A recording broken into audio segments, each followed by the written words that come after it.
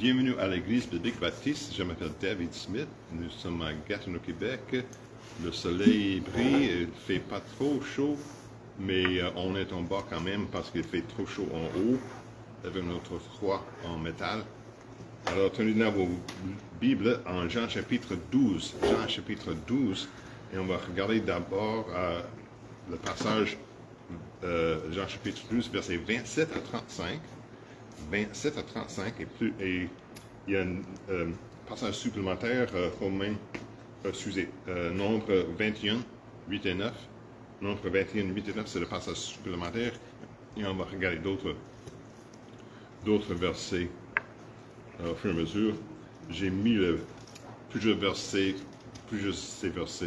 la plupart de ces versets sur le plan que vous avez si vous êtes ici. Si vous êtes à la maison, il faut que vous cherchiez les versets vous-même. Jean chapitre 12, versets 27 à 35. Et si vous avez une Bible à cheval, c'est à la page 149. Et avant que nous commençons, prions comme d'habitude pour que le Seigneur puisse être avec nous, que le Seigneur soit avec nous, et que son Saint-Esprit puisse nous aider à comprendre sa parole. Prions Dieu. Merci Père Céleste pour tout ce que tu nous donnes. Merci pour les gens qui sont ici. Seigneur, c'est formidable que nous puissions venir chaque semaine afin que nous puissions te louer avec les cantiques, avoir la communion fraternelle avec les autres frères et sœurs en Christ et que nous puissions regarder ta parole ensemble et que nous puissions profiter de ces principes bibliques et que nous puissions appliquer quelque chose que nous entendons aujourd'hui dans nos vies quotidiennes. Et s'il y a quelqu'un qui écoute ce message qui n'est pas 100% certain d'être sauvé, puis qu'il puisse constater qu'il est pécheur, que nous sommes tous pécheurs, que nous sommes privés de la gloire de Dieu, et que nous ne pouvons pas gagner le ciel par nos propres bonnes œuvres. Mais il faut que nous mettons notre confiance en Jésus-Christ comme notre sauveur personnel et recevoir le don gratuit de salut par la grâce, par la foi en Jésus-Christ, et que nous puissions avoir une relation personnelle avec Dieu et avec toi, Seigneur. Et nous remettons toutes ces choses entre tes mains, au nom de Jésus. Amen. Amen. Le titre de mon message aujourd'hui, c'est « Élever Jésus plus haut ». Élever Jésus plus haut. En anglais, Debbie, ça dit lift Jesus higher. Lift Jesus higher. Alors, lift Jesus higher. Alors, lorsque nous élevons Jésus devant le monde déchu, les gens ne peuvent s'empêcher d'être attirés envers lui. Je vais lire Jean chapitre 12, verset 27 à 35, et ensuite, en fur et à mesure, on va regarder la plupart de ces versets pendant le message. Mais regardons ce passage ensemble, Jean chapitre 12, verset 27 à 28, 27 à 35. Alors, et le contexte de ceci, c'est Jésus vient d'entrer à Jérusalem. C'est comme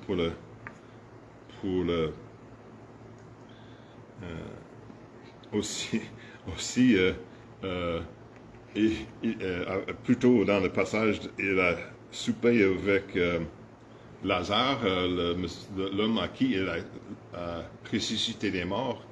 Et il y a beaucoup de choses qui sont arrivées avant ceci, mais à ce point-ci, Jésus dit en Jean chapitre 12 et verset 27, « Maintenant mon âme est troublée, et que dirai-je? Père, délivre-moi de cette heure. Mais c'est pour cela que je suis venu à cette heure. Père, glorifie ton nom. » Alors il vint une voix du ciel qui dit, « Et je l'ai glorifié et je le glorifierai encore. » Et la foule qui était là et qui avait entendu disait que c'était le tonnerre. D'autres disaient un ange lui a parlé. Jésus prit la parole et dit, cette voix n'est pas pour moi, mais pour vous. Maintenant se fait un jugement de ce monde. Maintenant, le prince de ce monde sera jeté dehors. Le prince de ce monde veut dire le diable. Il dit maintenant se fait le jugement de ce monde. Maintenant, le prince de ce monde sera jeté dehors. Et moi, quand j'aurai été élevé de la terre, j'attirerai tous les hommes à moi. Toutes les personnes à moi, tous les hommes à moi. Or, il disait cela pour marquer de quelle mort il devait mourir. Le peuple lui répondit, nous avons appris par la loi que le Christ doit demeurer éternellement. Comment donc dis-tu qu'il faut que le Fils de l'homme soit élevé? Qui est ce Fils de l'homme? Jésus leur dit, la lumière est encore avec vous pour un peu de temps. Marchez pendant que vous avez la lumière, de peur que les ténèbres ne vous surprennent. Car celui qui marche dans les ténèbres ne sait où il va. Encore le résumé de ce message, le point de ce message, c'est lorsque nous élevons Jésus devant un monde déchu, les gens ne peuvent s'empêcher d'être attirés vers lui. Et un passage supplémentaire dont nous allons discuter est Nombre chapitre 21, 8 et 9 qui va avec ce premier passage. La Bible dit en Nombre dans l'Ancien Testament, dans Nombre chapitre 21, 8 et 9, et l'Éternel dit à Moïse, fais-toi un serpent brûlant et mets-le sur une perche. Et il arrivera que quiconque sera mordu et le regardera sera guéri. Moïse fit donc un serpent d'airain et il le mit sur une perche. Et il arriva que quand le serpent avait mordu un homme, il regardait le serpent d'airain et il était guéri.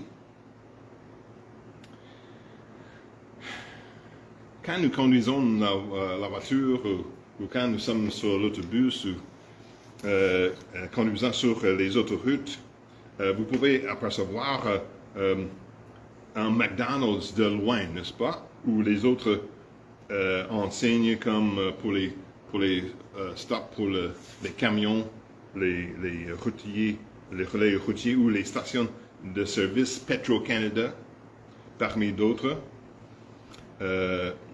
Puis, même avant que vous quittez l'autoroute, vous pouvez voir ces enseignes de loin, n'est-ce pas? Des fois, si vous allez entrer ici à Gatineau, sur la autoroute 50, près de chez nous, on peut voir le McDonald's de loin.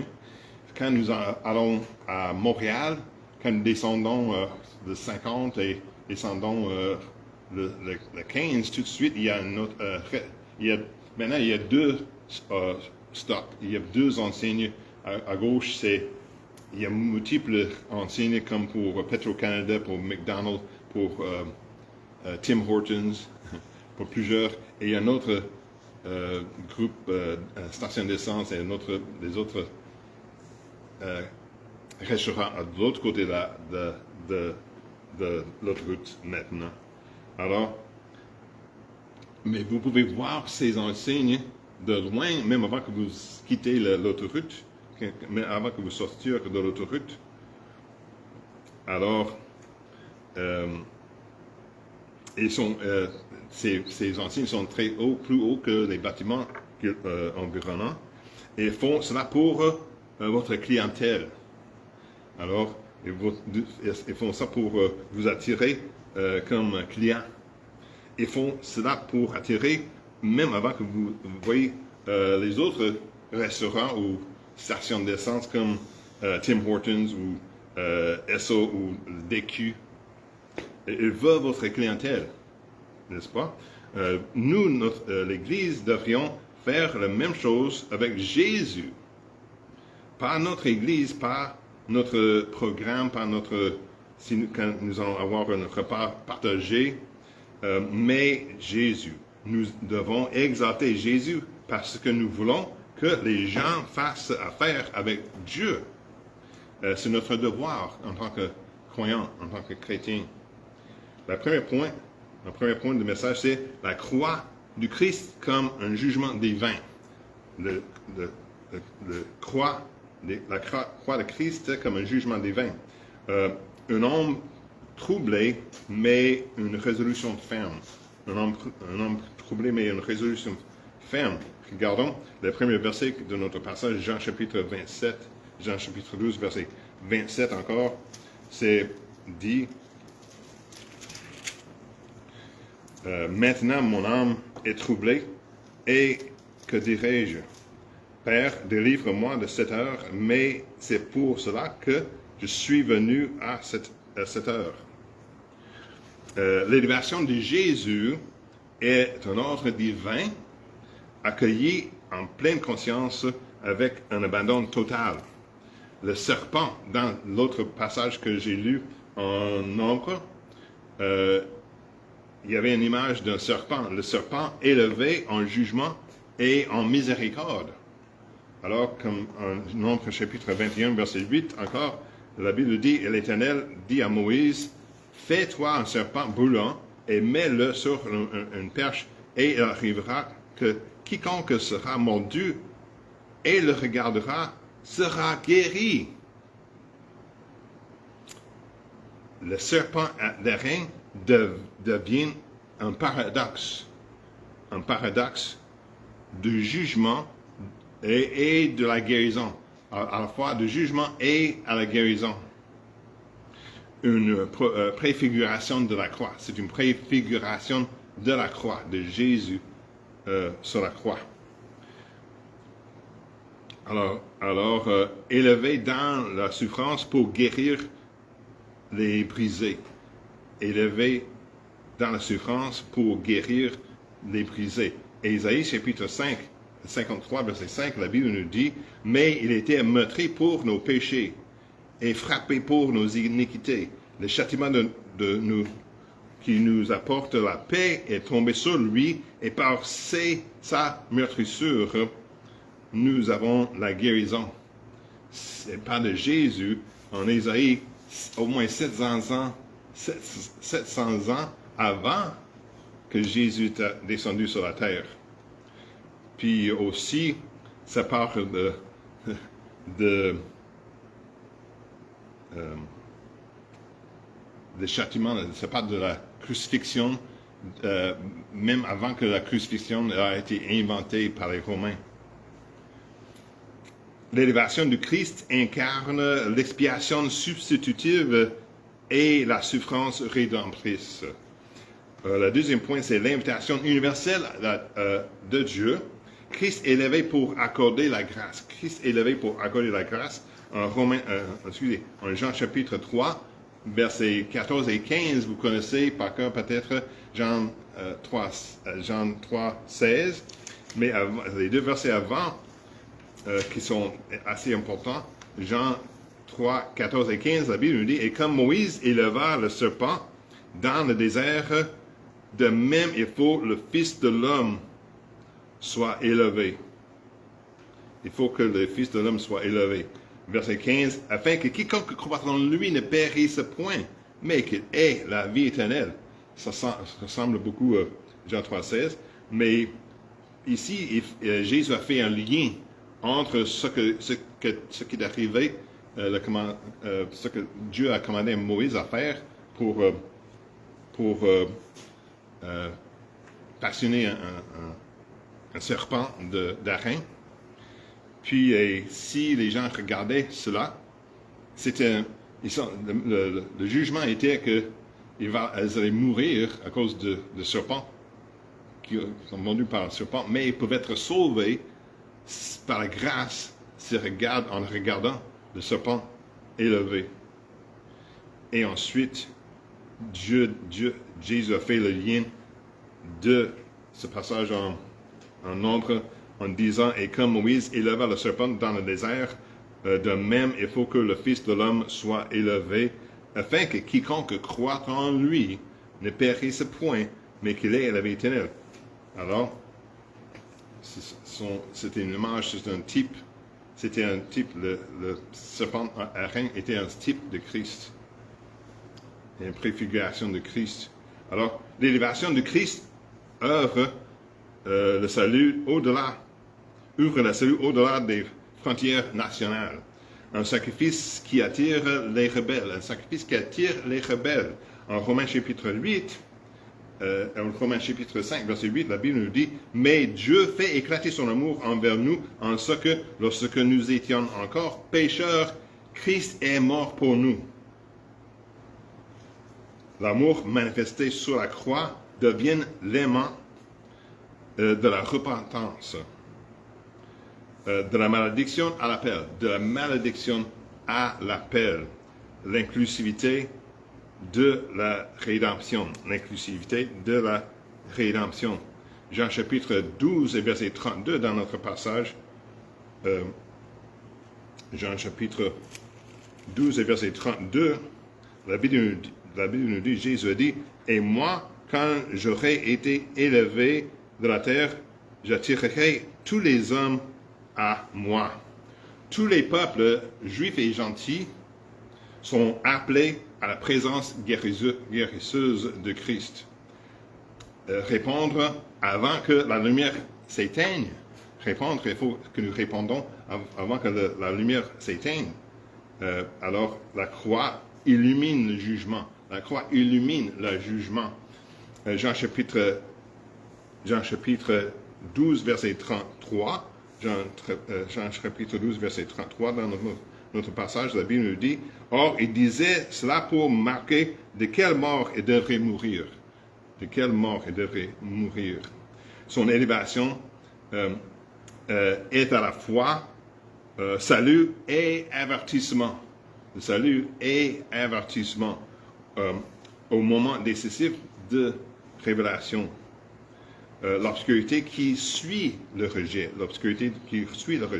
En Jean chapitre 12 et verset 35, la Bible dit, Jésus le dit, « La lumière est encore avec vous pour un peu de temps. Marchez pendant que vous avez la lumière et de peur que les ténèbres ne vous surprennent. Car celui qui marche dans les ténèbres ne sait où il va. »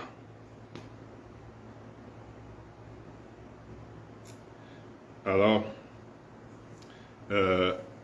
atteindre est dangereux, n'est-ce pas? La lumière est offerte à ce moment, mais pas garantie pour toujours.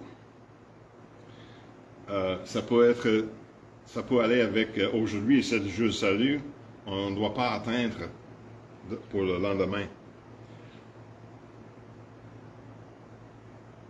La lumière est offerte au milieu de la colère. La lumière est offerte au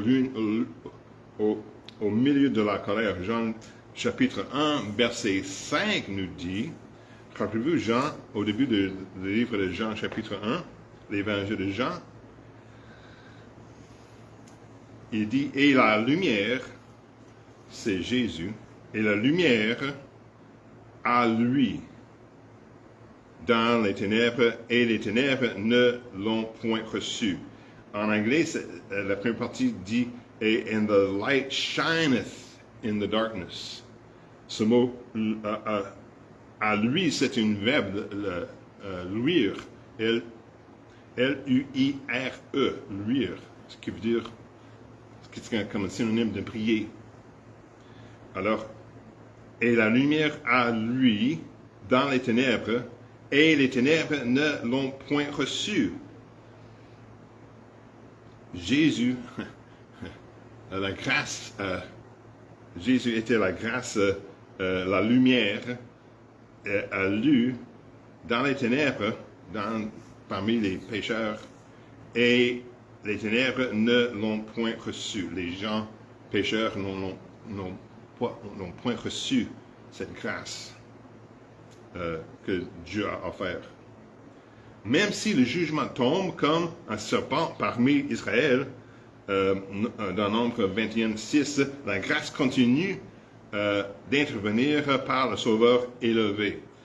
En Nombre chapitre 21, verset 6, la Bible nous dit, « Et l'Éternel envoya parmi le peuple des serpents brûlants qui mordirent le peuple, en sorte qu'un grand nombre d'Israélites moururent. »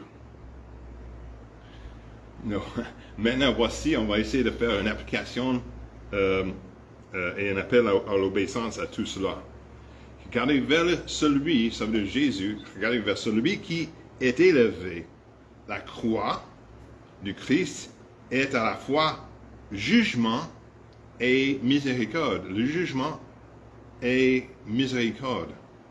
Jésus est le jugement, c'est que nous sommes séparés, tous nos péchés sont pris de la gloire de Dieu, mais c'est par la grâce que nous sommes sauvés par la moindre foi, et cela ne vient pas de nous, c'est un don de Dieu, ce n'est point par les œuvres, afin que personne ne se glorifie, Éphésiens 2, 8 et 9. Mais regardez vers celui qui est élevé, la croix du Christ est à la fois un jugement et la miséricorde attira chaque cœur vers la grâce, alors que les ténèbres menacent, marchez dans la lumière. Les ténèbres menacent, mais marchez dans la lumière pendant qu'elle vous est donnée. Alors, quand les gens reçoivent la parole de Dieu, quand les gens reçoivent, disons que je parle, si vous parlez à quelqu'un, si nous parlons à quelqu'un, quelqu'un écoute ce message à ce moment, c'est la lumière que vous êtes offert par la grâce, par la foi, le salut en Jésus-Christ, en mettant sa foi en Jésus-Christ. Et à un moment donné, cette lumière, cette grâce ne sera pas disponible. Alors Dieu veut que tous soient sauvés, mais à un moment donné, Dieu va adoucir les cœurs des gens afin qu'ils ne continuent pas de entendre la bonne nouvelle ou s'ils rejettent. Quand ils rejettent le Seigneur, à un moment donné, la lumière ne soit pas là. Mais la Bible dit, marchez dans la lumière pendant qu'elle vous est donnée. Répondez maintenant. Croyez, suivez, vivez. Ces blessures sont la guérison et son appel à la vie éternelle. La Bible nous dit en Romains chapitre 10, versets 9 et 10. Romains chapitre 10, versets 9 et 10. Elle, la parole, dit, la Bible dit, la parole dit, que si tu confesses de ta bouche que Jésus est le Seigneur et que tu crois dans ton cœur que Dieu l'a ressuscité des morts, tu seras sauvé. Car on croit du cœur pour obtenir la justice et l'on fait confession de la bouche pour le salut. Ça, c'est l'évangile dans quelques mots. Que nous sommes offerts la lumière, le salut gratuit par la foi en Jésus-Christ. Il dit que si tu confesses de ta bouche que Jésus est le Seigneur et que tu crois dans ton cœur que Dieu l'a ressuscité des morts, tu seras sauvé. Car on croit du cœur pour obtenir la justice et on fait confession de la bouche pour le salut. Et je vais ajouter à ceci, aujourd'hui c'est le jour du salut. Il ne faut pas attendre demain, on n'a pas promis demain. On peut être tué dans un accident d'auto, on peut avoir une commotion cérébrale, on peut avoir une crise cardiaque, toutes choses peuvent arriver, même quand nous sommes jeunes, nous sommes jeunes, je sens jeune, quand nous sentons jeunes, nous pensons, oh, je vais vivre pour toujours, je peux faire des décisions plus tard. Alors aujourd'hui, c'est le jour du salut. Prions Dieu. Merci Seigneur pour tout ce que tu nous donnes. Merci pour ta fidélité envers nous. Merci pour les gens qui sont venus aujourd'hui. Merci pour les gens qui écoutent ce message en ligne et qu'ils puissent mettre leur confiance en Jésus-Christ comme le sauveur personnel pendant que la lumière est là, pendant qu'elle pense à cette offre, ce don gratuit de salut par la grâce, par la foi, une relation personnelle avec Dieu, à travers Jésus-Christ qui est mort sur la croix pour nos péchés, qui est mort pour chacun de nous, et qu'il offre un don, qu'il est ressuscité des morts pour prouver qu'il est le Fils de Dieu, Dieu le Fils. Et si nous mettons notre confiance en Jésus, c'est le plan de Dieu. Si nous mettons notre confiance en Jésus comme notre sauveur personnel, nous pouvons avoir la vie éternelle par la grâce, par la foi en Jésus-Christ, pas par les bonnes œuvres, par l'appartenance en l'Église, pas par le baptême, mais par la foi seule en Jésus. Je prie que les gens puissent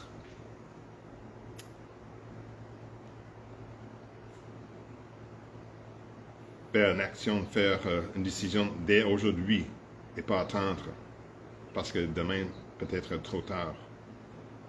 Et nous remettons toutes ces choses, Seigneur, entre tes mains, au nom de Jésus. Amen. Amen. Merci beaucoup. Que le Seigneur vous bénisse. À la prochaine. Nous sommes ici chaque dimanche à 15h. Et aussi, nous avons une réunion d'études bibliques et la prière les jeudis soirs à 19h. Que le Seigneur vous bénisse. À la prochaine.